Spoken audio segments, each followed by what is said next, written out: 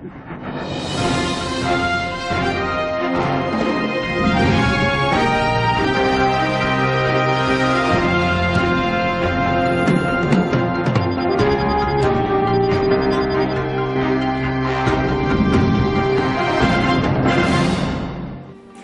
to Mijas International, the interview section. And today we're speaking with Helen Brady, and she's Director of Aztec Hair Academy. We're also speaking with Naya Ahonen, and she is a student of Level 2 Hairdressing. Now, the Academy was started in Spain 8 years ago. It began with 2 extremely qualified English tutors and teachers from the United Kingdom. They work with BTEC and Edexcel qualifications, which are recognised across the world.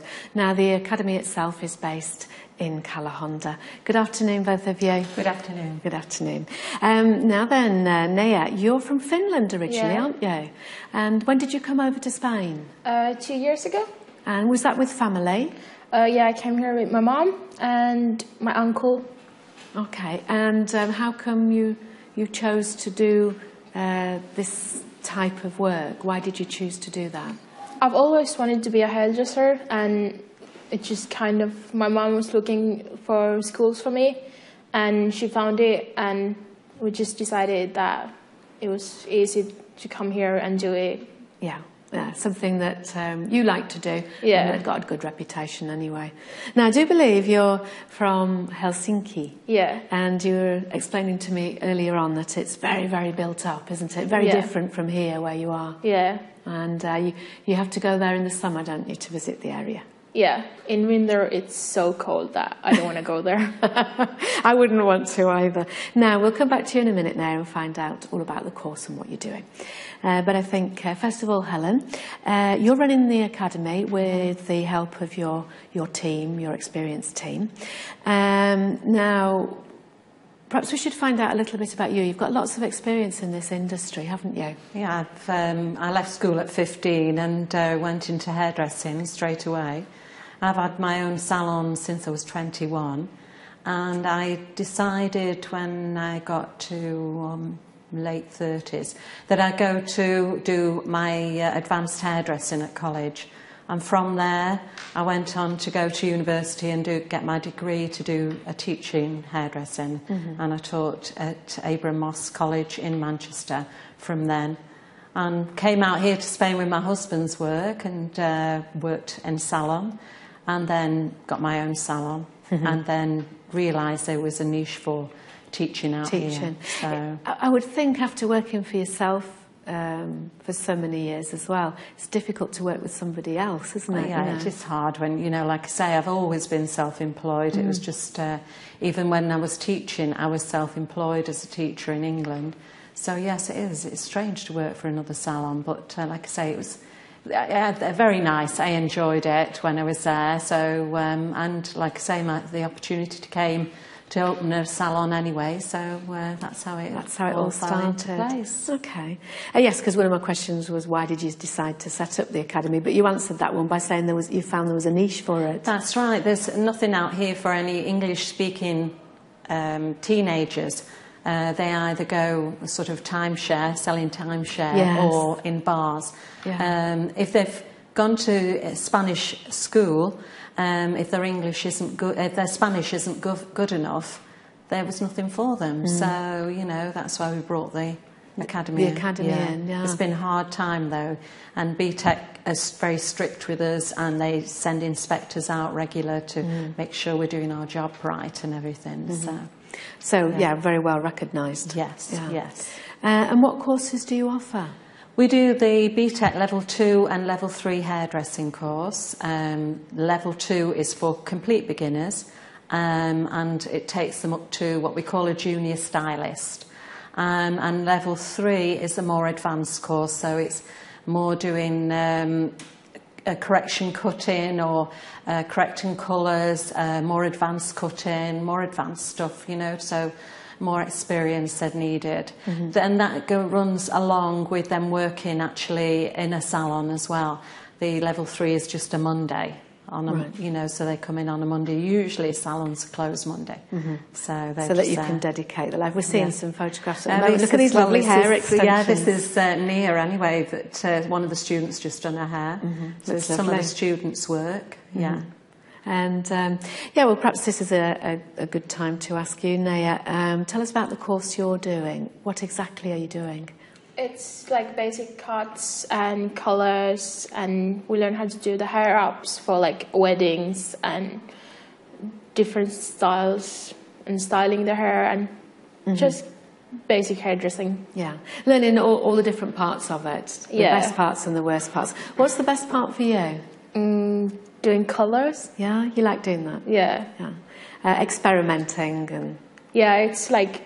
I like it when there's a client that says to you, like tells you that you can do anything you want. It's really I bet fun. that's very rare. Yeah. And so you can go to town then, can't you, and be really creative? Yeah. Okay. And what's the worst part of the course for you? Cutting. Cutting? Yeah. Yeah. That's difficult, isn't it? Yeah, because it's like, I feel like if I mess up, it's like different, and then I have to ask Helen to do it again. But like when you do it enough, you get used to it and it gets easier. Okay. It's a bit scary at first. Well, it is, because everybody's hair is different, isn't it? You've got fine hair, thick hair, and people like different styles. That's right. So it's you might be cutting it too short, or not taking enough off, and when somebody says to you, they've come in, for instance, with really long hair and they're having a bad week or two, and they say, "Oh, just make it short," and you think, "Oh, I'm not so sure if that's a good idea," but how do you tell them? You've got to learn diplomacy as well, haven't you? He's very good at that. Oh, that's good then, because that wasn't your worst part, it was the cutting. Only what you think's the worst part. Yeah. And obviously we heard earlier that you chose the academy because it had a good reputation, I believe. Yeah. It was like, I read from the on the Spanish schools that offer hairdressing, but it wasn't like good, and everyone said that it's not like, they don't do it like properly. And so when I heard from the Aztec Hair Academy, I read a lot of it, but everything was like really good, and everyone said that Helen and Becky are super nice, and it feels like home. That's nice. Yeah, that is nice, isn't it? Well, yes, if you're going to put all your energy into something to get a qualification, you want to know that the standard will be good, so that you can have more of a chance of getting a job out there in the job market. Yeah. So, what percentage, mass or men, as you know, more or less, of students who do your course actually end up gainfully employed? Well, we've got about 95%. I That's do good. my best to get them work. We've got students on cruise ships at the moment, one in Dubai, one in Australia, and apart from England, and lots of salons on the coast. And a lot of the salons now are phoning us to say, "Helen, do you know anybody who's just finished or what have you, that would come along?" So That's it's really good. So we get most of him work. What would you like to do, though, when you finish the course? Would you like to work on a cruise, or...? No, I want to go to England. Oh, do you? Yeah. You visited England before? No, I've never been there, but I don't know why, but I really want to go to London. Okay. Oh, well, yes. I mean, London's got lots to offer, hasn't it? Yeah. Oh, well, I wish you luck with that. Are you going to go on to level 3? Because there's a level 3, isn't there? Yeah, that's right. Yeah. She can go on to level 3, and Nia finishes in September. She's done the course over 2 years, which normally level 2 is 1 year, but that is full time, and Nia's done it over 2 years part time. So we're quite flexible with what we do. But once she's finished in September, she can go on to do a level 3. That's up to her what she wants to. But she will be working in a salon, hopefully. We're looking to get her a salon to work in. So is anybody out there? Now, you did mention somebody called Becky. And is Becky sort of like part of the team there? Yeah, Becky's the other tutor, one of the other tutors that we've got. Becky's worked with me in my salon, and we've worked together for 6 years now. And she went through her level 3 with me out here in Spain while working with me in the salon. And then from there, now she's doing her teaching qualification and teaching. She does, well, Mondays with me, we'd work together with the level 3 students and level 2. And Thursdays, she works on her own with the students. With the students. Oh, yeah. That's good. That's very good.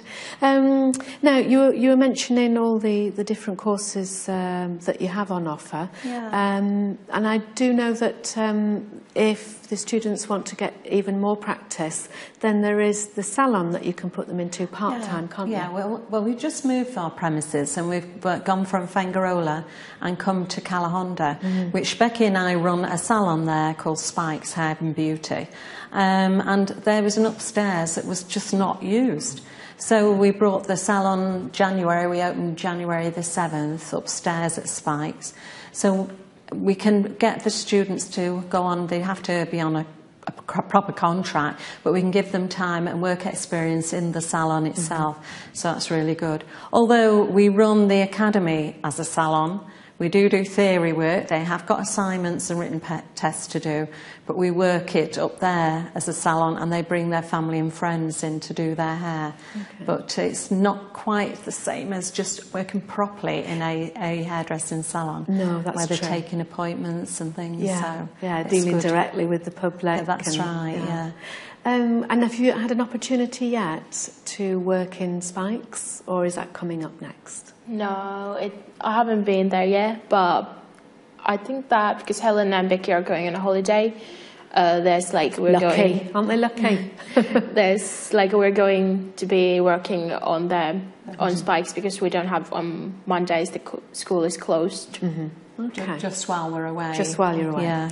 And you do short beauty courses as well, yeah, don't we you? do. Yeah, there was a niche for this, and we've got a really good teacher that comes down, and she'll do. We've just had a manicure and pedicure course. I think we've got makeup courses. I think one of the pictures was showing putting makeup on. That's and right. that. Yes. Yeah. In fact, we had a lot. Well, that particular one. There's a lot of Greek students. We had a load of Greek students came over from Athens last year, and our students worked together with them, and we had to get a makeup artist in to teach them how to do theatre makeup and things. So, they will do that, and also spray tanning and all the massage and things like that. Cleansing, toning faces, just short courses. Yeah, just sort of like a taster, really, aren't they? Yeah, yes, yeah. And what age groups are your courses aimed at? Well, it varies from 16 to about 45. So if someone wants a career change, an older person wants a career change, and we've taken quite a few on at that age. Yeah, so it's. And did you get quite a variety of ages? Yes, I think we have, haven't we, since you've been there 2 years. So, you get September, we'll probably get an intake for school leavers. But, we get more mature students as well, so it's quite good. And even we do refresher courses for the hairdressing as well. So someone who's been out of the business a short while and wants to just get some experience and build their confidence up. We do quite a bit of that, or hair extension courses, which are about 4 weeks. They run on a 4 weeks basis. And the hair up weddings as well we do. Either on a one-to-one basis or in a small group. Yeah. I was just going to ask you a question because also you've got all the colours there. It's quite a popular thing to have your hair in different sort of like reds or blondes and things like that. And I presume sometimes it's difficult if somebody's had bleach blonde hair, for instance, and then they're wanting a totally different colour, and you've got to advise them, the different stages to go through not to ruin their hair. Exactly. Yeah. Well, the girls have to know all about the science and what is actually going into the colour and what it can do and what harm it can do. We have like a pH scale to make sure that it's well balanced and we don't break any hair.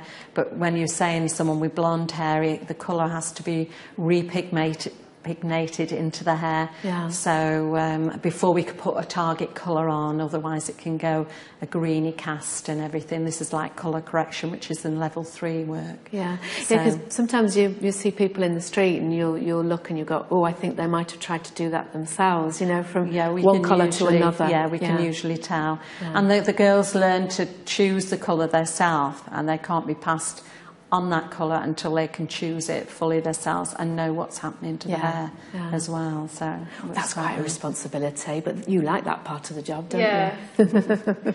I like doing like the what's it called? No, like I don't know what the word. Challenges. Oh. Challenges. Yeah, challenges.